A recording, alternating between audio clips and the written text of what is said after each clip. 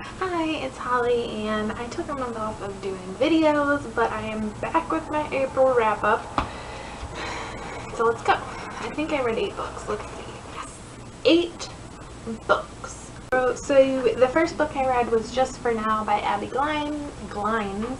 It's an N, not an M. This is in the Seabreeze series, and this book is about Amanda and Preston. And Amanda is Marcus from Because of Lo's sister. So Marcus and Lo show up like a little bit and everything. I gave this 2 stars. I really had to force myself to read this.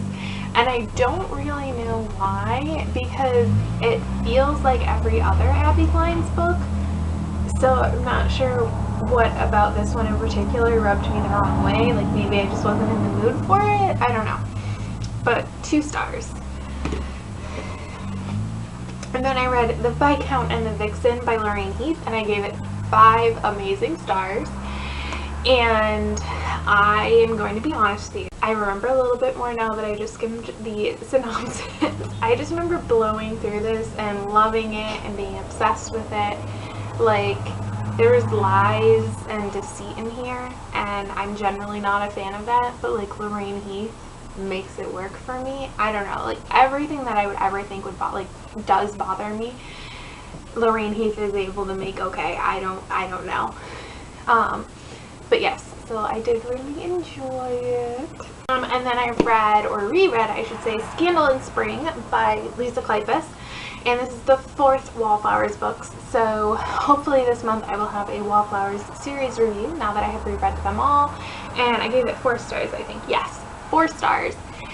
And I actually remember kind of disliking this book. Not disliking it, but liking it the least out of the series. I don't know if I'm misremembering or just changing. Like, I first read these when I was in college, and I've been out of college for 5 years now, which is crazy, but whatever, that's not the point. So it's been like 6 or 7 years since I first read this, and so I don't know if I've changed, and so I look at this story differently now. I kind of feel like this might be my Sucker favorite one, if I'm completely honest, like after reading it and everything. And this is about Daisy, and she's the last wallflower. I'll just talk more about them when I do that series review. Then I read The Darkest Hour by Meg Cabot, which is the 4th book in the Mediator series, so I'm still reading one a month. And I gave it 4 stars. I did enjoy it. It's continuing just like the other books where like the tone is getting a little more serious. You are getting more, like, I'll call it world building elements to understanding about mediators. There are more Jessie and Sue's things going on, so of course I love that. But I will say that I feel like it's weird to avoid trying to spoil these because they've been out for so long, but I'm still going to try. Something happens in here that carries over into the other books from what I remember, and I'm not a fan of that thing. So I'm a little nervous, like apprehensive, to go on to the next one because I remember being disappointed by that. So,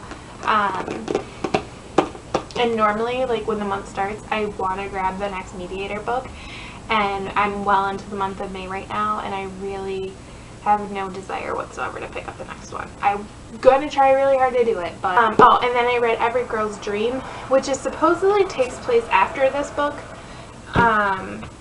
Is like a little free novella. It's super short, super short. You can get it for free on Meg Cabot's website. That's where I read it. I gave it 3.5 stars. I feel like if it goes anywhere, it has to go before this book. Or maybe it does go and I thought it should go after. I can't remember, but the pacing felt weird. And it just felt very unnecessary. I mean, like, it's a free little short story. It's like not even a novella. It's like a short story. So I guess it doesn't have to have much purpose. But this is coming from the person who, like, used to stalk Krista and Becca Ritchie's website for all of their bonus features where they would do, like, interviews and text messages between their characters.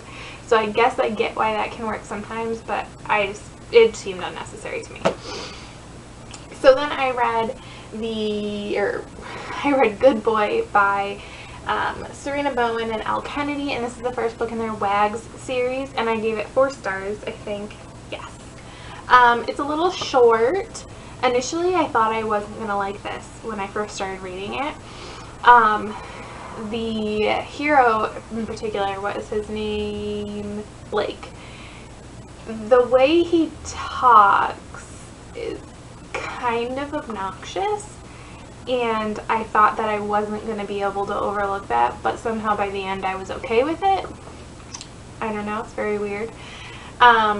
But not that much of a surprise, I guess. I love Serena Bowen and I love Elle Kennedy. So. And the heroine in here, her name is Jess. She is actually the sister of, which one is it? Is it Wes? Whatever. Her brother is one of the guys in the Him and Us duology books. I think it's just 2. I however, have not read Us. I've only read Him. And this takes place after Us, so I was definitely spoiled for some things that happen in there. I'm not super, like, upset about it or anything. It did make me really want to read that, though. It was funny, and it was cute, and it was a very quick read. It's very short, and it's a hockey story. Although, very little dogs in the book, considering, like, the cover. So, reading that actually made me want to reread. I was going through this like really weird, like, do I reread Him? Do I reread The Understatement of the Year? Which do I do? Which do I do? So I decided to reread The Understatement of the Year. I do still plan on rereading Him. I think once I buy Us, I'll reread Him and then read Us right after. I reread The Understatement of the Year. It is the only Ivy Years book I had not read more than once. I gave it 4 stars. I still really enjoyed it. It was actually kind of nice to be able to read it and not be as emotionally invested in it. The first time I remember it being an incredibly difficult book to read. It was my first, it wasn't my first male romance story, but my first is, oh, it's all over there, is one of the Black Dagger Brotherhood books by J.R. Ward. So the whole story isn't about them. So I feel like that's kind of a little different.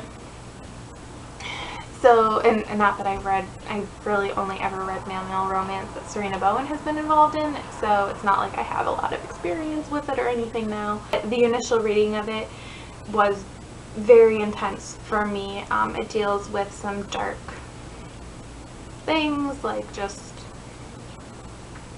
like homophobia things, like violence and everything. And it just, I remember it making me very sad, and it still makes me sad in like a human being way, but I was able to separate myself from it this time, which was nice. I did see a few issues this time around with like their romance, like their relationship with each other, I guess I should say. But overall, I still enjoy it, and I was glad for the reread, and I avoided the inevitable sucking of me in to read more Serena Bowen. It was there, it was calling to me. Because usually whenever I read, if I read any of her books, I need to read an Ivy Years book. And then reading the Ivy Years books makes me want to read the other ones. And I did want to read the other ones, but I couldn't decide which one I wanted to read. Like, did I want to read The Year We Hid Away? Or The Year We Fell Down? Or The Shameless Hour? And I couldn't decide, so I ended up not reading anything from her. So I successfully avoided that. As a side note, if you know any male romances that you think I should check out, let me know, because since it's a genre I don't really know about, I don't know where to begin really, because my last book of the month I actually read because I went and saw Beauty and the Beast in April with my family, like my parents and then some of my extended family. My cousin's 3-year-old is like obsessed with Belle. Belle is her favorite princess. Belle is life. Belle has always been life. And I get each other. Like, Belle is not my favorite, which I feel like is probably a surprise because I'm a reader. But I do like her. I love her. I think she's great. I think Beauty and the Beast is a great movie. All of that. But so we went to go see it because she was going to go see it. And she did love it. With the end of the movie theater, or end of the movie, it was so adorable. As the credits were rolling, she was like this, just like staring at them with her head in her hands. It was adorable. Oh my gosh, I loved it. She is going to Disney World with us in October, and I'm so excited. I don't like to say that I have favorites, but she's kind of my favorite. She's just very, like, she's a lot like me. So, anyways, so the whole time I was watching Beauty and the Beast, I was like, you know what I really want to do? I really want to reread When Beauty Tamed the Beast by Eloisa James. I think I had only read this book once, and I've reread some of the books in the series before. Like, I came home and I grabbed it off my shelf and I reread it, and I gave it 4 stars. So this whole series is kind of like, it's a historical, but it's like it's very much so wallpaper historical in my opinion. And they're all fairy tale retelling. So this is Beauty and the Beast, obviously. The Beast character, he's a doctor. He's inspired by House, so he's very ornery, and he has like a cane and a limp, and he's very upfront, and has like 3 little sidekicks that follow. She calls them the ducklings, but they're like Cam, Chase, and Foreman, basically, from House. So, and then she's very beautiful, and like she knows it, and she's a little arrogant. So it's that. It's really interesting. I remember enjoying it. I did still enjoy it. Obviously, I gave it 4 stars. It plays around a lot with the Beauty and the Beast tropes and what beauty means and what being a beast means, and I think if you're a House fan, you'd probably like it. But I do really like these series. I think The Ugly Duchess is still my favorite, but I enjoy these, and I do want to reread the Cinderella one as well. So those are the 8 books I read in the month of April. I plan on being back next week with my May wrap-up. So if you want to tell me about any of the books that you read, or if you have any questions or comments or anything about these, or if you have book suggestions for me, feel free to leave those down in the comments below. Thank you so much for watching. I'll talk to you later.